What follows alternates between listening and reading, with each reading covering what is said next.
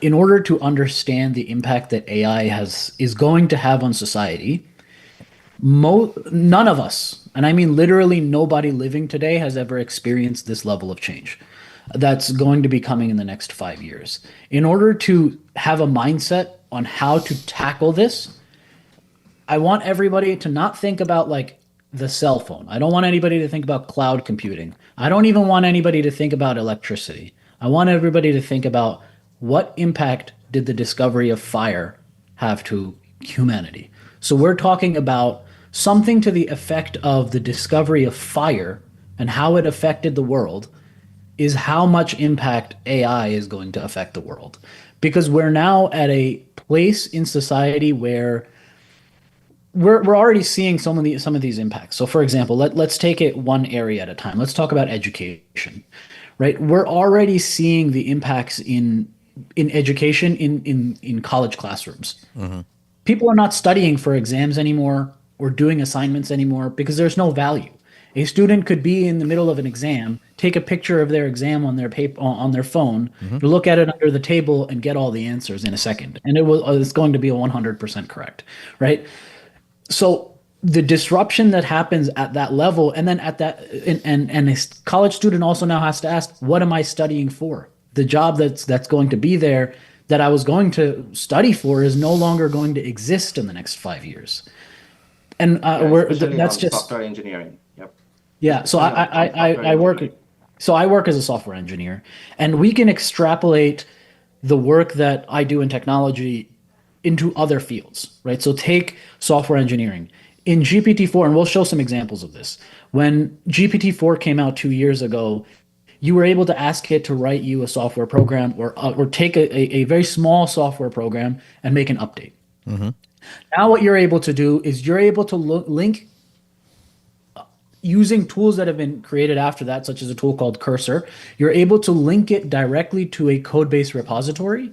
And then after you've linked it to the code base repository, you can then just ask it, hey, can you make an update on this UI? I want you to add the following 10 fields. And it's going to go and look through all of your files. It's going to add all of those 10 fields. And then it's just going to say, here's all the updates. Can you review and let me know if you want to submit this?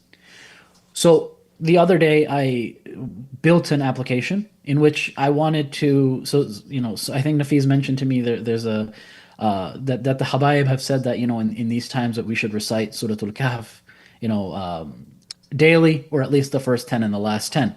So I was sitting there using my Quran app, and I was like, this is really annoying having to open. This is how lazy we are, but like I was like, it's really annoying to have to open, Suratul Kahf, scroll down to 110. I was like, it'd be nice if I could just have an application where I could just click and it opens. So I said, oh, this would only take me 10 minutes anyway. So I go to the chat. I say, hey, can you make me this application?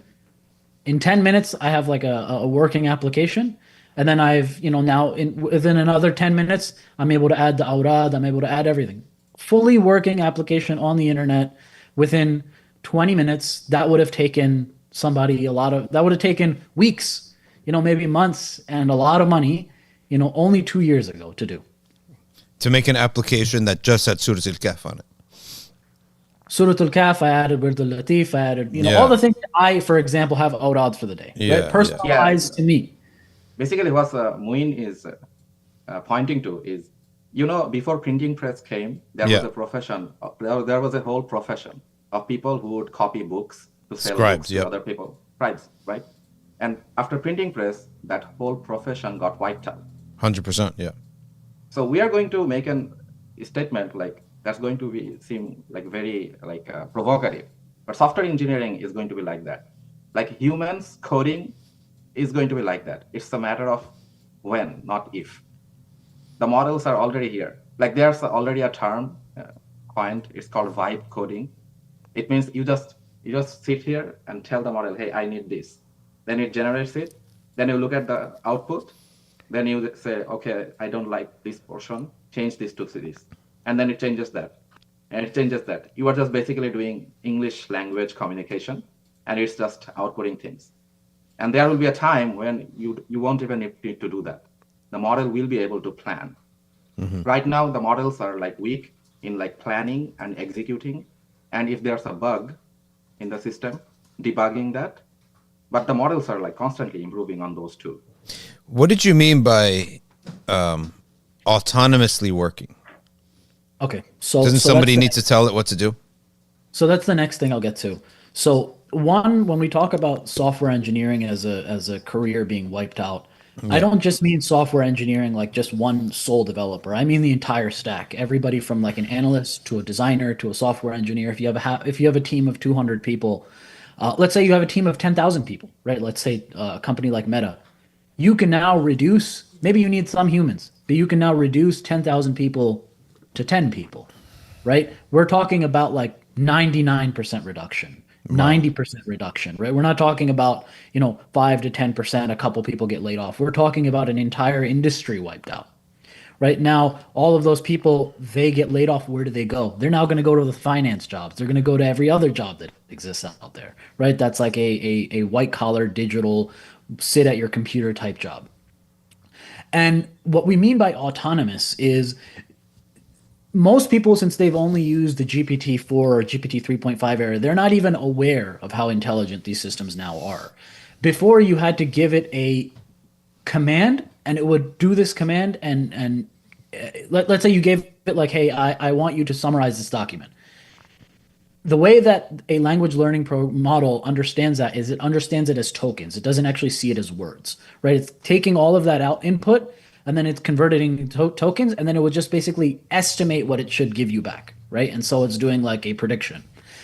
Once it gives you all of this information back, now you're able to process it. The way when we say autonomous or when we say an agent, what that means is now you give it a task. I want you every day at 10 o'clock to pull all of the stock records for the top 10 most earning stocks, and give me a report. That's one level of autonomy, right? Every day at 10 o'clock, it's just a task that goes out and it does it for you. Yeah. Now we add a second agent and we say that, hey, when the first agent gives you back this report, we want you to then take this report and go purchase those stocks.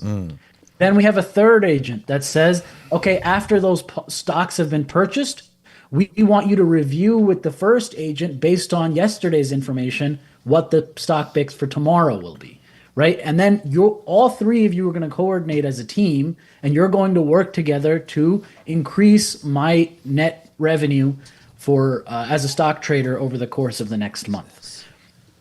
So what autonomy allows you to do with these models is you can now work on many different tasks at the same time. Now, for when you have an autonomous software engineer, you're not just going to have one. You can have 1 billion of them at the same time, right? So you can have the intelligence of 1 billion PhDs working for your company all at the same time, right?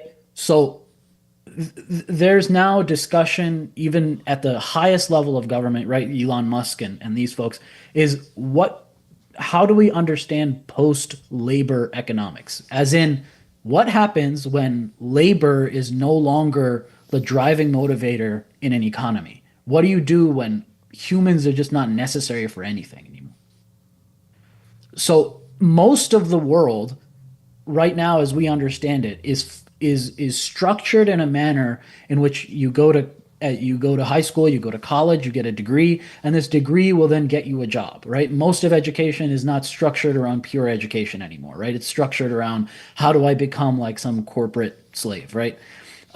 So what's going to happen in the next 3 to 5 years is we're going to see a immediate drop in the value of intelligence, right? Like immediate drop. Like intelligence will no longer have the level of cost associated with it anymore. Like your degree is not going to be valuable anymore because like there's a meme going around that a guy, he says, I went to Harvard, and the company CEO, he says, well, that's great, but we have 1 million agents that are smarter than you and are more effective.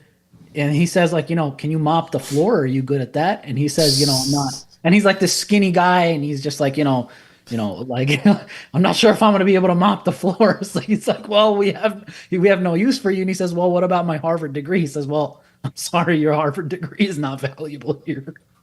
Uh, and oh, by the way, we're not joking. Like Nafiz actually has a Harvard degree, right? Like we're not just like talking, right? Like Nafiz has gone to Harvard and he's saying this, right? So we're not just joking around and being hyperbolic and like there is like this is a real like discussion that we as Muslims need to start participating in because there's going to be a tremendous need to provide value, right? As in like there's going to be a crisis that people have. Like Yeah. everything that I worked for is now like useless. So Yeah.